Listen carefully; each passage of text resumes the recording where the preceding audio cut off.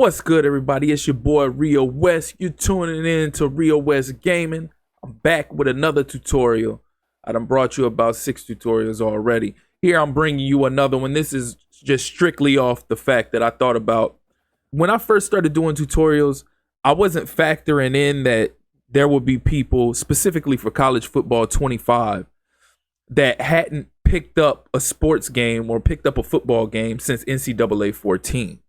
So naturally, those people aren't going to be familiar with the mechanics of the modern day passing in football games, specifically like Madden and now College Football 25. So this video is dedicated for them, those who aren't familiar with it, just to give you a brief little rundown on exactly how the pass game is ran. So I'm just going to get into, let's see, what's the solid enough? I could pick the Shark HB wheel. So I'll pick the Shark HB wheel and I'll pick a random play. Now, off the bat, I want to state that the passing mechanic that they brought in for College Football 25 is new. It's not the same pass mechanic as Madden has. EA tried to say that they eliminated the lob pass and the bullet pass, but I'm here to let you know both of those passes are still here. So basically, this is how it works. Now, when you go to pass the ball, there's a meter that pops up. And if you're familiar with NBA 2K, you know there's a shot meter that pops up that lets you know when it's green, when it's inaccurate, when it's slightly accurate, or whatever the case may be. So now you have a meter on here, and the meter has the colors blue, yellow, and red. If any part of that meter is blue, it's going to be a perfectly thrown pass. If any part of that meter is yellow, if that meter lights up and it's yellow, it's still going to be a pretty accurate pass and a very catchable pass. If the meter is red, it's going to be an inaccurate pass, and most likely they're going to drop it. If they catch it, then cool. But most of the time they drop it if it's red.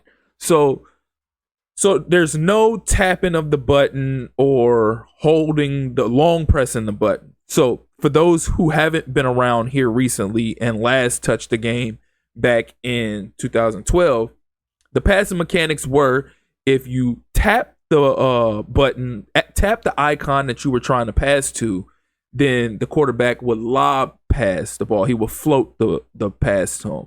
If you long press the icon, he would throw a bullet pass to him.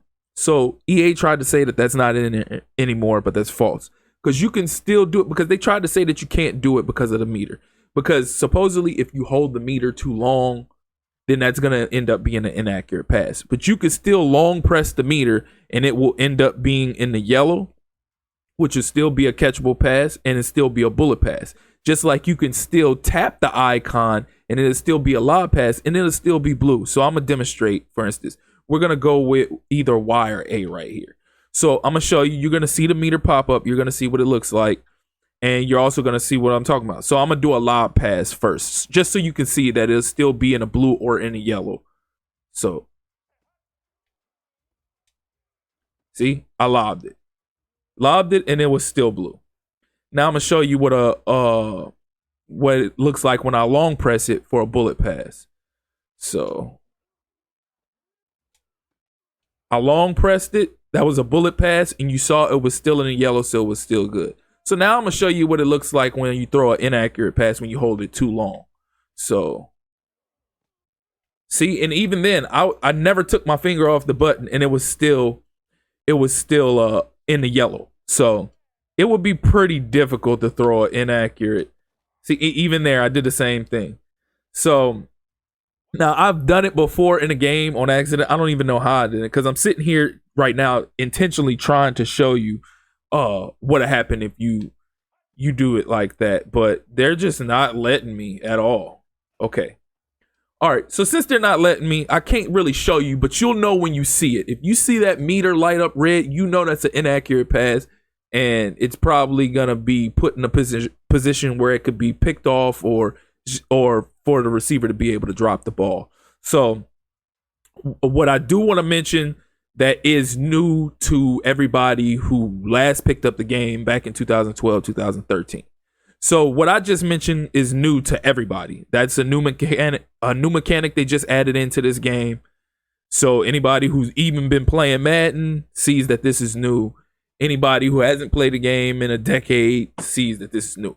But this next mechanic or skill, should I say, is only going to be new to the people who haven't picked up the game since NCAA 14. Anybody who's been playing here recently over the last 5 or so years, 5+, you'll know. So when passing the ball, what's key in passing the ball is using the left stick to angle the pass where you want to go. So say, for instance, I drop back right here and I just press Y. Okay, he gets it to his receiver and he gets it to him in stride. Cool.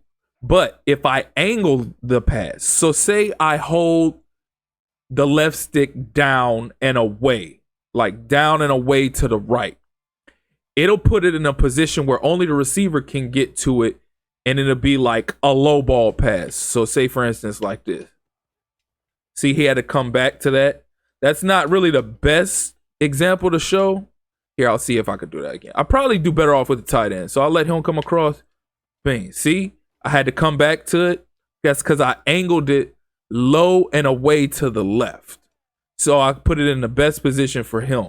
So I did this one behind the receiver.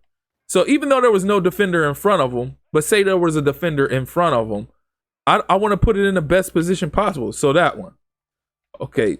The DB was able to jump in front of him, but I threw it low and away to the right. So let's try this again to Y. So I had to come back for that one. You can't really see. It's very minuscule. You can't really see. But each time I'm having to come back for it.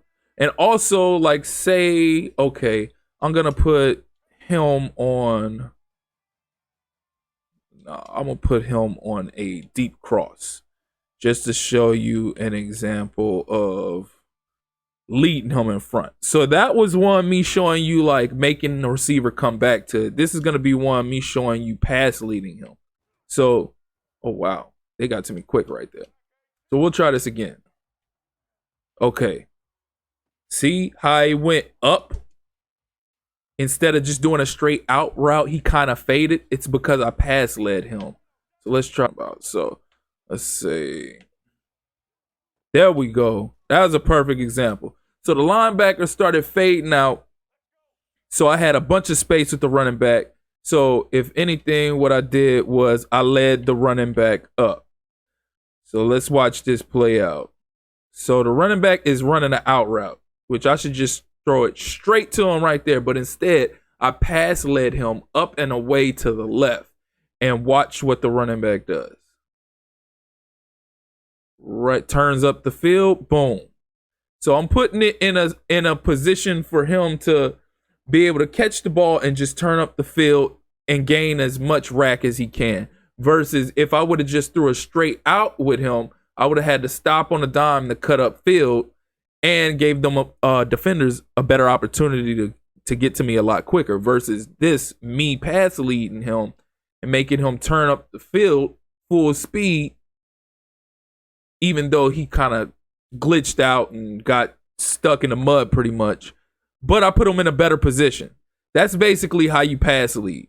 So again, there's a pass meter, which if it's in the blue, then you know it's accurate. If it's in the yellow, it's slightly inaccurate, but it's still an accurate ball. And if it's red, it's an inaccurate ball and most likely going to be incompleted.